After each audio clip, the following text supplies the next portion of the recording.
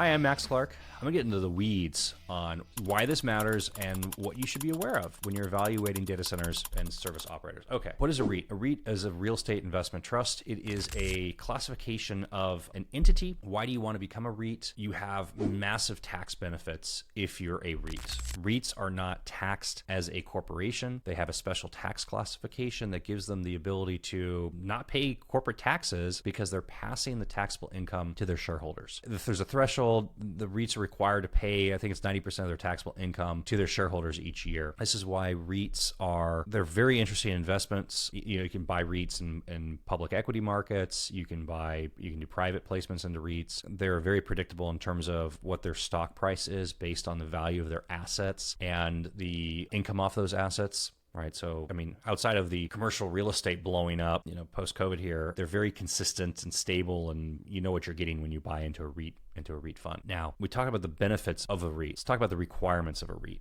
There's two major requirements, and these are the 75% test and the 95% test. So the 75% test is 75% of the REIT's assets have to be real estate. So 75% or more, right? So not 74.9, but it could be 76, 77, 78. And by the way, this happens quarterly. They have to certify and test this quarterly, right? So 75% of the value of the REIT's total assets must be real estate. It can be cash items, investable securities. It could be investments in other REITs. So the REIT can hold cash to be invested into real estate. It can hold other REIT, holdings and securities. It can hold government securities, right? But 75% of the REIT's assets have to be in real estate. So if the REIT has any subsidiaries, those subsidiaries also apply up into that REIT, right? So you can't have an operating company doing something completely different because that asset and the income off that subsidiary then rolls up into the REIT. So that's the first thing. Okay, so we have an asset test that 75% of the value of the REIT's total assets have to be real estate. The second thing is an income test. So 95% of the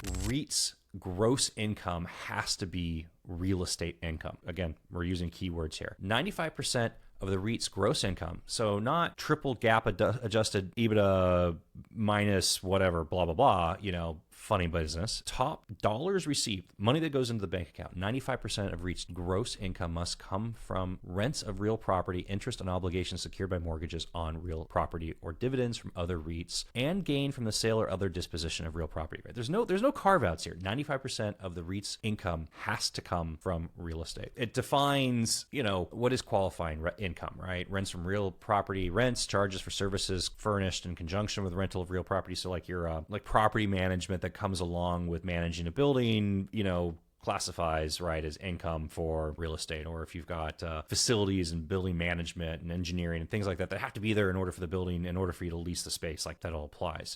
Fixtures, equipment built into it. There's carve-outs for impermissible tenant service income and definitions for it. And this is why this is really important. Impermissible tenant service income is income received or accrued directly or indirectly by a REIT for generally non-customary services furnished or rendered by the REIT to tenants of the property. Impermissible tenant service income, ITSI, is not considered qualifying income for either the 75% or 95% tests if ITSI exceeds 1% of a property's gross income. By the way, here's another gotcha. If ITSI exceeds 1% of a property's gross income, all income attributable to that property is considered tainted and not included as qualified income for the income test. If 1% of a property's gross income is impermissible tenant service income, all income from that property is tainted and is impermissible. Okay, why is this important? Data center operators, what do you get when you go to a data center company, right? First and foremost, you rent floor space. You license floor space. Almost exclusively, they'll call it a license, not a lease, because licenses don't have tenant protections that a lease does, right? So you license floor space. So you're paying for floor space, you're paying for power, you're paying for conditioned air conditioning, you're paying for security, you're paying for the generators, you're paying for a network connection, right? Maybe if it's a carrier-neutral data center operator, REIT, you've got fiber optic connectivity across connects inside the facility that actually go to the actual network provider that then, you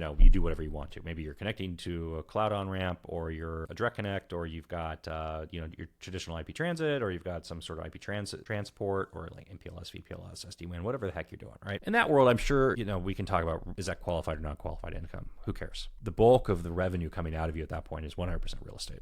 If that data center operator is now pushing into other things, if that data center operator has a network as a service offering where they're giving you private connectivity between some kind of fabric, it's a pretty big code word, right? Where you've got a dynamic interconnection network platform for private networking, right? Is that permissible or not permissible revenue? Well, it's a network. Is network real estate? Interesting question, right? That's a simple example. What if that data center operator is telling you that they have a bare metal service offering? Bare metal is compute infrastructure. If they've got storage with that bare metal, storage, it's hard drives. It's not real estate, it's hard drives. So if you were selecting a data center provider on the pretense that that data center provider has bare metal built into it or a network asset built into it, that data center provider, if they're a REIT, cannot cross a 1% threshold in that property for those services. So they could tell you that they've got this phenomenal bare metal infrastructure stack, and maybe they do, but guess what? They're never going to cross 1% of their gross income on that property. Otherwise, they blow their REIT status, which is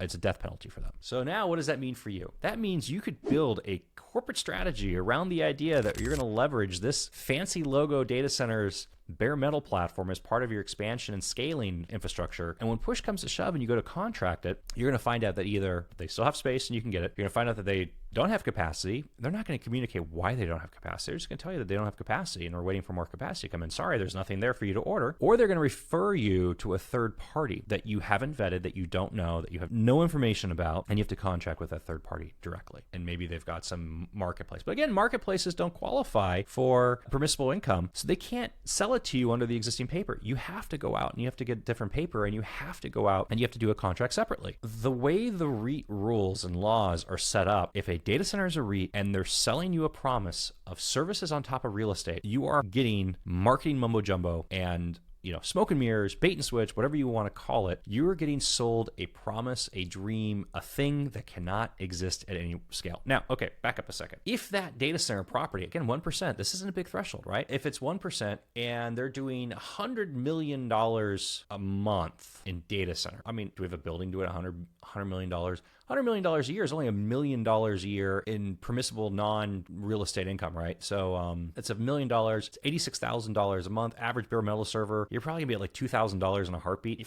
43 servers they can have in their bare metal platform and not cross that 1% threshold, not accounting for any sort of bandwidth or storage costs. There's a lot of things in tech marketing that makes me crazy. This might be, after discovering this and really digging into what was going on here, this might be one of the worst versions of tech marketing that I've ever seen, released upon unsuspecting, unknowing end users. So why does it matter? In most cases, it doesn't matter. Probably doesn't matter at all that your real estate provider, your data center is a REIT. It's probably a great thing that your data center is a REIT. They can raise money efficiently. They can distribute income and dividends efficiently. They're going to be able to get investors as a result. Those are good things for you. If you've selected that provider because you think you're getting other things from them, you might be surprised when you actually try to go and get other things for them. So don't count on those other things as part of your data center selection process. That's the moral of the story. I'm Max Clark. If you've had an experience with this one, if you've got personal experience, if you have run into this REIT threshold where you've tried to provision something and it's caused a problem for you, I'd love to hear about it. Comment below. Talk to you later. Feel it.